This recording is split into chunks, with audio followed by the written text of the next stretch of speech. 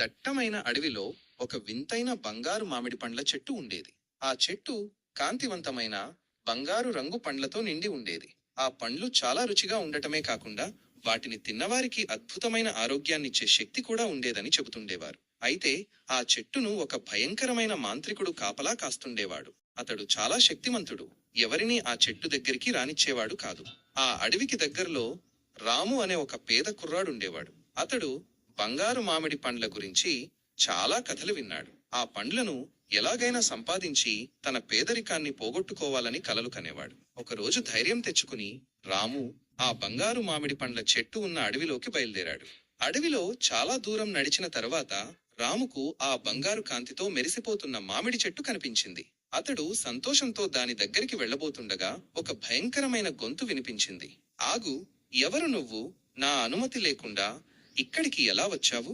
రాము వెనక్కి తిరిగి చూస్తే పొడవైన జుట్టు, పెద్ద కళ్లతో ఒక భయంకరమైన మాంత్రికుడు ఎదురుగా నిలబడి ఉన్నాడు. రాము భయంతో వణికిపోతూ, స్వామి, నేను రామును. ఆ బంగారు మామిడి పండ్లు కావాలని వచ్చాను అని దీనంగా చెప్పాడు. మాంత్రికుడు గట్టిగా నవ్వి, ఓహో, నీకు ఆ పండ్లు కావాలా? అంత సులభంగా దొరకవు. వాటిని పొందాలంటే నువ్వు నాకో పనిచేసి పెట్టాలి అన్నాడు. రాము ఆశగా, ఏమిటది స్వామి? నేను తప్పకుండా చేస్తాను అన్నాడు. మాంత్రికుడు ఒక పెద్ద చెరువును చూపిస్తూ, ఆ చెరువు మధ్యలో ఒక పెద్ద రాయి ఉంది. ఆ రాయి పైన నీలిరంగులో మెరిసే ఒక అద్భుతమైన పుష్పం ఉంటుంది. నువ్వు ఆ పుష్పాన్ని నాకు తీసుకురావాలి. అప్పుడు నీకు కొన్ని మామిడి పండ్లు ఇస్తాను అని ఆజ్ఞాపించాడు. ఆ చెరువు చాలా పెద్దదిగా, లోతుగా ఉంది. అందులో భయంకరమైన జంతువులు కూడా ఉండొచ్చని రాము భయపడ్డాడు. కాని బంగారు మామిడి పండ్ల కోసం అతడు ఆ కష్టమైన పనిని చేయడానికి సిద్ధమయ్యాడు. రాము వెంటనే చెరువు దగ్గరికి వెళ్ళాడు. చెరువు చాలా నిశ్శబ్దంగా, భయానకంగా ఉంది. అతడు ధైర్యం తెచ్చుకొని మెల్లగా నీళ్లలోకి దిగాడు. నీళ్లు చాలా చల్లగా ఉన్నాయి. రాము మెల్లగా ఈదుకుంటూ చెరువు మధ్యలో ఉన్న రాయి వైపు వెళ్లసాగాడు. అతడు ఈదుతున్నప్పుడు నీటిలో కొన్ని భయంకరమైన జంతువులు కనిపించాయి.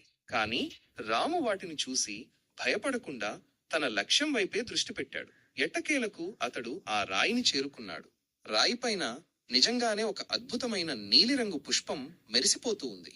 దానిని చూడగానే రాము ఆశ్చర్యపోయాడు. అంత అందమైన పుష్పాన్ని అతడు ఎప్పుడూ చూడలేదు. అతడు జాగ్రత్తగా ఆ పుష్పాన్ని కోసుకొని వెనక్కి ఈదడం మొదలుపెట్టాడు.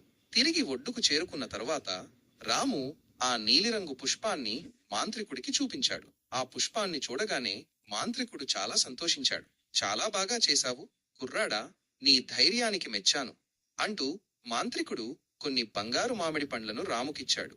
రాము ఆ పండ్లను తీసుకుని చాలా సంతోషంగా తన ఇంటికి తిరిగి వెళ్ళాడు. ఆ పండ్లను తిన్న తర్వాత అతడు ఆరోగ్యంగా, సంతోషంగా జీవించాడు. అంతేకాదు, వాటిని అమ్మడం ద్వారా తన పేదరికాన్ని కూడా పోగొట్టుకున్నాడు.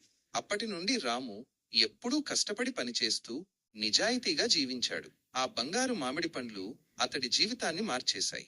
ఆ మాంత్రికుడు మళ్లీ ఎవరికీ కనిపించలేదు. కొందరు ఆ నీలిరంగు పుష్పం యొక్క శక్తి వల్ల అతడు తన మాయాశక్తిని కోల్పోయాడని చెప్పుకున్నారు. ఏదేమైనా రాము మాత్రం తన జీవితాంతం ఆ బంగారు మామిడి పండ్లను, వాటిని పొందడానికి తను చేసిన సాహసాన్ని గుర్తు చేసుకుంటూ సంతోషంగా ఉన్నాడు.